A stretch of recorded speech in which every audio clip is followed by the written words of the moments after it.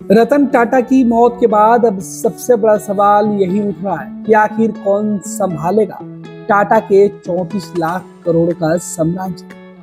आपको बता दें कि जिस फ्यूचर लीडर की बातें हो रही है उनके बारे में कई कहानियां हैं। 86 साल की उम्र में रतन टाटा का निधन और बिना किसी संतान के होने से उनके उत्तराधिकारी को लेकर बहुत चर्चा है।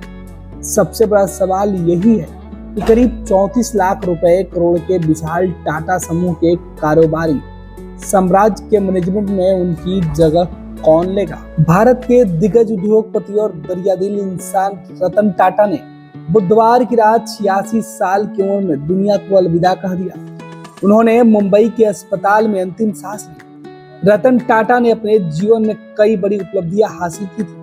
टाटा ग्रुप को इंटरनेशनल बनाने में रतन टाटा की बड़ी भूमिका रही। रतन टाटा ने 74 साल की उम्र में साल 2012 में रिटायरमेंट लिया था।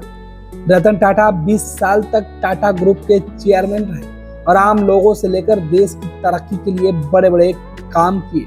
रतन टाटा की 86 साल की उम्र में निधन और बिना किसी संतान के होने से रतन टाटा के उत्तराधिकारी को लेकर काफी अटकलें हैं। सबसे बड़ा सवाल यह है कि करीब 34 लाख करोड़ रुपए के विशाल टाटा समूह के व्यापारिक साम्राज्य के मैनेजमेंट में उनकी जगह कौन लेगा।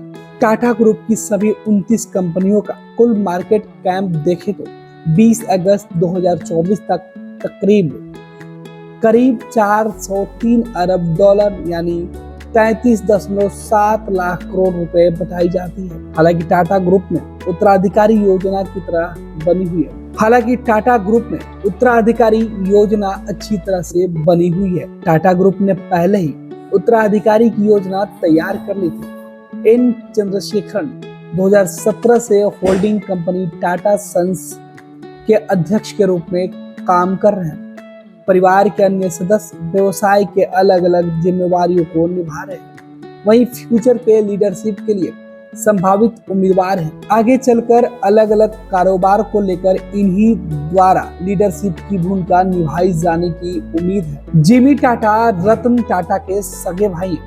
रतन टाटा की तरह जिमी टाटा भी कुंवारे हैं, लेकिन वो हमेशा सुर्खियों में। आपको बताते हैं कि आखिरकार टाटा का कारोबार अभी कौन कौन संभालता है। जिमी टाटा रतन टाटा के सगे भाई हैं।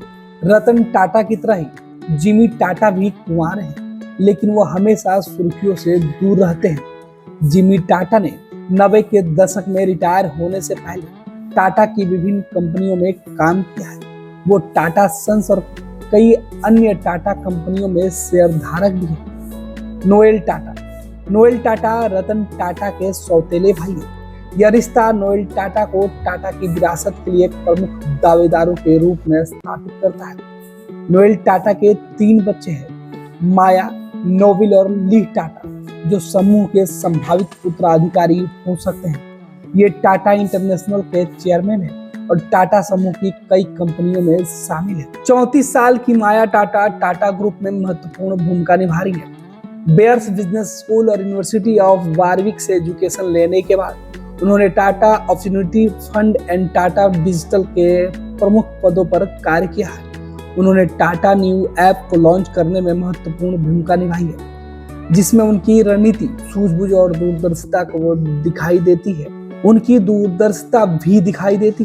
32 साल के नेविल टाटा अपने पारिवारिक बिजनेस में एक्टिव रूप से शामिल है।